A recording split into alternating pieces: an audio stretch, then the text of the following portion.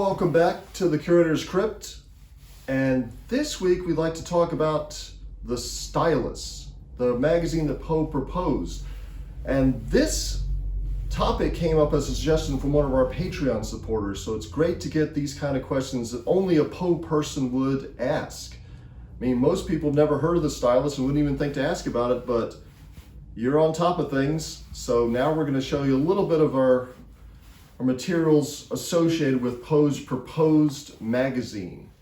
It was his great dream ever since he worked at the Southern Literary Messenger here in Richmond to really do things his way. And after a few months, he was practically editing the magazine, but he had some conflict with his boss, and eventually either he got fired or he quit, depending on whose side you take on it. And he found his way to Philadelphia, where he worked for this guy, Billy Burden, at Burden's Gentleman's Magazine.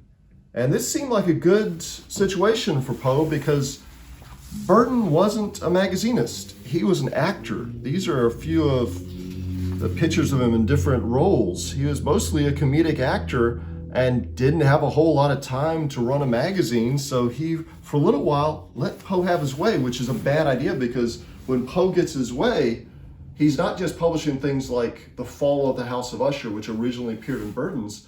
He's also publishing his book reviews where he just ridicules his rivals and accuses the most popular poets in the country of plagiarism. And Burden was getting frustrated with this and telling Poe, you've got to tone these things down a bit. You're insulting too many people. You're going to get us in trouble. We're going to get sued for libel, or maybe you're going to offend some of my powerful friends in the literary establishment. So Poe and Burden were butting heads, and Poe decided, well, if I can't do things my way, why don't I just start my own magazine? So he started sending out a prospectus for his own magazine. And he's in Philadelphia, Pennsylvania, so he thought he would call it the Pen Magazine. Yeah, it's a bad pun, but Poe thought it was funny apparently. And right here in the October 31st, so it's Halloween 1840 Daily Chronicle, we've got a prospectus for the Pen Magazine. And if you can't read it, that's okay, because we can't read it either. It's so tiny, you practically have to put on goggles to be able to read it. But the important thing he says here, in addition to saying, you know, I used to work at the Southern Literary Messenger, I was really good at it, I knew what I was doing, he's also saying that this is going to be a different kind of magazine. This is going to be exclusively about art and literature and theater, not about politics. He says the only thing ruling our decision is going to be the laws of art. So he's definitely decided he doesn't want to follow in the footsteps of all these other magazines that throughout his career he was publishing his things in, like the Democratic Review, which is for the Democratic Party, the American Review for the Whig Party. They all had their agendas. But there's also magazines like Graham's and Burden's, which had fashion plates and home decorating tips. He says, no, I don't want any of that.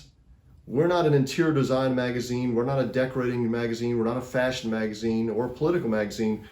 I want the Pen to be just about art and literature, which might be why this never got off the ground.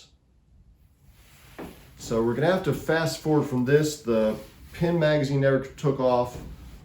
Burden here fired Poe because apparently your boss doesn't like you to start another magazine behind his back. And Poe's going to have to put off his dream of starting his magazine just a few more years.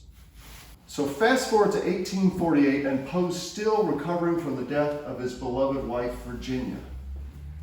He devoted most of the rest of the year to trying to change science and change the world with his new book, Eureka, which turned out to be a complete flop. So he'd have to come up with a new scheme for establishing his fortune. And he got impetus from it from a love letter he received from Sarah Helen Whitman. It wasn't really a letter, it was actually a poem called To Edgar Allan Poe, a Valentine's poem addressed to this guy she never even met, saying she wanted to fly away with the raven to his nest up in the sky. So Poe decided to answer Sarah Helen Whitman's poem with a poem of his own called To Helen. It starts out, I saw thee once only, years ago. I must not say how many, but not many.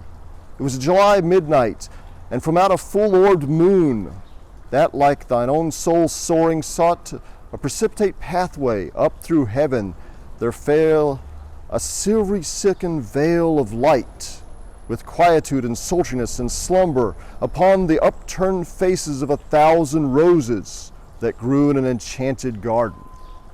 Incidentally, that's where the Poe Museum got the name for the enchanted garden, with of course the upturned faces of 1,000 roses, which aren't quite blooming yet, but at least you get the point. But basically in the poem, Poe's saying, I saw you once a few years ago when I was visiting Providence, and I thought you were really special then, so now I really would like to meet you. So Poe went on up to Providence, and he took a long romantic walk through the cemetery with her, where he proposed. She turned him down. So he proposed again and again, and eventually he was so distraught he tried to kill himself by overdosing on laudanum. And after that, she finally agreed to marry him. So here is a November 20th, 1848 letter that the newly engaged Poe wrote to his foster uncle, Edward Valentine, back here in Virginia. Now, Poe's up in New York, and Edward Valentine's Poe's foster mother's cousin, and has a lot of money, doing pretty well for himself. So Poe decides, if anybody can help me start my own magazine, it's going to be this guy. And Poe starts out his letter by saying, after a long and bitter struggle with illness, poverty, the 1,000 evils which attend them, I find myself at length in a position to establish myself permanently and to triumph over all difficulties. If you maybe could just give me $200 as a loan. So this is Poe pleading for money, pleading for assistance, but $200 is quite a bit of money back then. That's thousands and thousands of dollars in today's money, and Valentine just doesn't have it. There's a little note down here from Valentine telling one of Poe's friends, Susan Archer Talley, to let Poe know, sorry, I couldn't come with the money right now, maybe some other time. But Poe does say, I enclose a prospectus. So here is the prospectus, or at least part of it, for his proposed magazine, the Stylus. And among other things, he says that they're going to be ruled entirely by the laws of art. That this is, once again, not going to be just another one of these magazines for everybody with fashion here, politics there.